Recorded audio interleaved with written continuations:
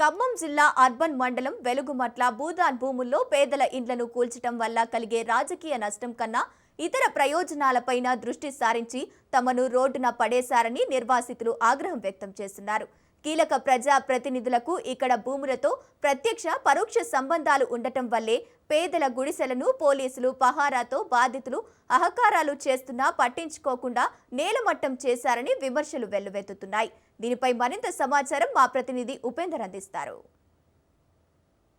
Khammam urban మండలంలోని వెలుగుమట్లలోని ఏదైతే భూదాన్ భూమికి సంబంధించినటువంటి కూల్చివేతల ప్రదేశంలో మనం ఉన్నాం. ఇప్పుడు మీరు విజువల్లో చూస్తున్నారు. దాదాపుగా దీనికి సంబంధించినటువంటి దాదాపుగా 400 కుటుంబాలకు సంబంధించినటువంటి గృహాలు నిర్మించుకున్నారు. రేకుల షెడ్లు కావచ్చు, పక్క గృహాలు కావచ్చు, అదేవిధంగా వివిధ సంబంధించినటువంటి రేకుల షెడ్లు కూడా ఏర్చుకున్నారు. వాటన్నిటిని కూడా అంటే ఖాళీ చేయించిన పరిస్థితి ఇక్కడ కనిపిస్తుంది.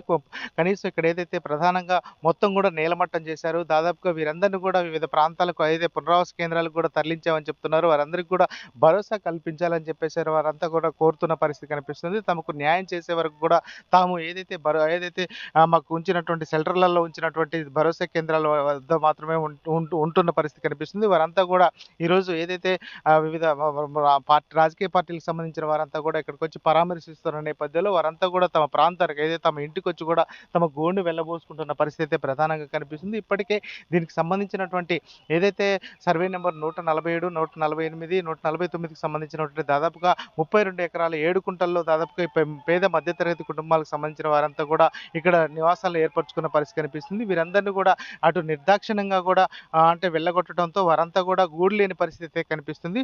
దీనికి సంబంధించి ఇప్పటికే కొంతమంది బాధితులు కూడా మనతో ఉన్నారు. వారిని అడిగి అసలు తెలుసుకుందాం. చెప్పండి, మీకు అసలు ఇక్కడ ఇల్లు ఎప్పటి నుంచి ఏర్పాటు చేసుకున్నారు? 8 సంవత్సరాలు అవుతుంది. అంత పేదోళ్ళే, ఉన్నోళ్ళు ఎవరున్నారు? కోటికి 7 ఖమ్మం పని పోయేవాళ్ళు మొత్తం పాల్పురం మీదకి ఎవరు ఉన్నోడు కాదు. ఏడంతా కోటీశ్వరులు ఏం కాదు. వాళ్ళు దీన్ని చూసి చూడనట్టు పోతే టీఆర్ఎస్ గవర్నమెంట్లో తెలిసి కూడా ఓడాజే గారు కానీ వాళ్ళంతా ఏం మాట్లాడలేదు. చూసి చూడనట్టే పోయారు. కరెంట్ స్తంభాలు వేశారు, కరెంట్ ఇల్లు, నీళ్ళ ట్యాంకీ కట్టారు, నీళ్ళు లేదు. కానీ అంతా చెప్పారా ఇట్లా కూర్చేస్తున్నామని చెప్పేసి? చెప్పలే అసలు. అది ఆ సంగతే చెప్పలే. రేత్రి తెల్లారుజామున వచ్చారు పోలీసు వాళ్ళు. మొత్తం ఫారెస్టర్ పోలీసులు కూడా వచ్చారు. ఫారెస్టర్ వాళ్ళు, మున్సిపాలిటీ వాళ్ళు, అసలు ఏరియా వాళ్ళు ఎంటర్ కానీ తెల్లటలకలు ఈ పని చేశారు. అంతా దొంగలతో ఇప్పుడు ప్రధానంగా చూసుకుంటే ఇక్కడ ఉన్నటువంటి వాళ్ళని కనీసం సమాచారం కూడా ఇవ్వకుండా వారందరినీ కూడా వెళ్ళగొట్టడంతో మేమంతా చాలా ఇబ్బందులు పడుతున్నాం. కనీసం మాకు సమాచారం ఏం లేదు. గత బీఆర్ఎస్ ప్రభుత్వం హయాంలో కూడా మాకు ఖచ్చితంగా అంటే ఇక్కడికి వచ్చి అంటే కూల్చివేయాలి, ఖాళీ చేయాలని చెప్పేసి చెప్తున్నప్పటికీ వారంతా కూడా కొంత అంటే ఇబ్బందులు పెట్టలేదు. ప్రభుత్వం ఇప్పుడు ఏదైతే కాంగ్రెస్ ప్రభుత్వం వచ్చిన తర్వాత మమ్మల్ని అయితే చాలా ఇబ్బందులు పెడుతుందని చెప్పేసి అయితే చెప్తున్న పరిస్థితి ఇక్కడ కనిపిస్తుంది.